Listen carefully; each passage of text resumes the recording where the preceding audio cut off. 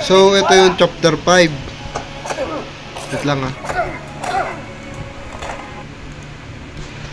Ito yung chapter 5. Ito yung mga given. Yung S is 850, F1 is 12 Newton. Ito yung S natin, no? Ito. Yung shape of displacement, S of magnitude, 850. Ito yun. Yung F1 natin is, ito, 12.0 Newton. Then, yung theta ng nung F1 natin is 30.0 degrees theta. Ay, degrees. Then, yung F2 naman natin, ito, yung 10 Newton. Tapos, yung degrees nun is 40.0 degrees. Ngayon, ito yung ang gagawin natin. Ita-times lang natin yan. Una natin gagawin is yung W1 equals F1 is cosine theta 1. Yun yung formula ng una natin gagawin. So, tatimes lang natin. 12.0 Newton. Ito yun. 8.50 kasi may S dito eh. 8.50 ito yun. Times cosine 30 degrees. Bago mo makuha tong cosine, ikakalculate mo muna yan. Tapos yun yung itatimes mo. Kaya magiging 88.33 joules. Ganun lang din dito. Yung F2 is cosine 2. Ito yun. Ito na yun. Yung 10. Tapos yung F2 natin is 10 Newton. 850. Kasi ito yun. Then 30 cosine. Ay, 40 cosine degrees. Ngayon, i-type mo na yan. Ito yung nilalabas. Ngayon, ipag-a-add mo lang yan.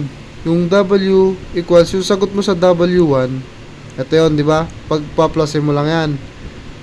Sa W2, ito yung sagot mo. Di ba?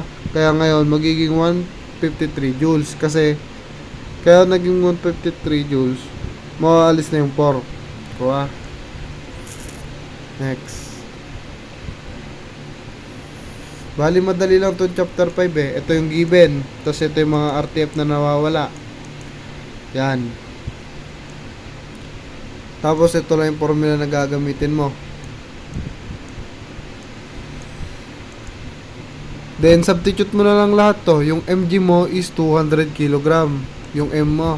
Yung m mo ha, yung m. M lang pala, hindi mg. Yung m mo is 200 kg. Ito yun.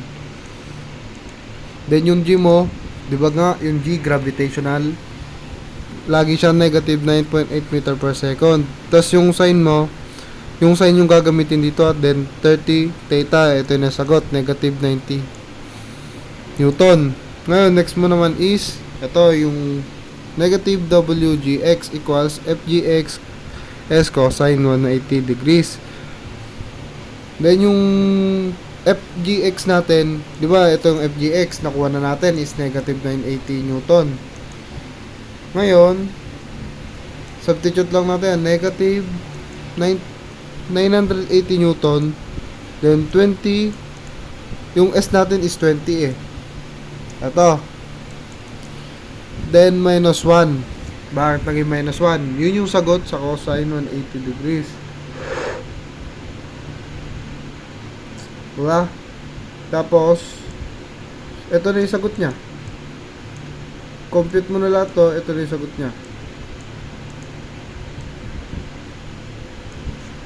So, yun lang. Bali, ito, wala na siya. Nasa ano na siya, ibang part na siya eh.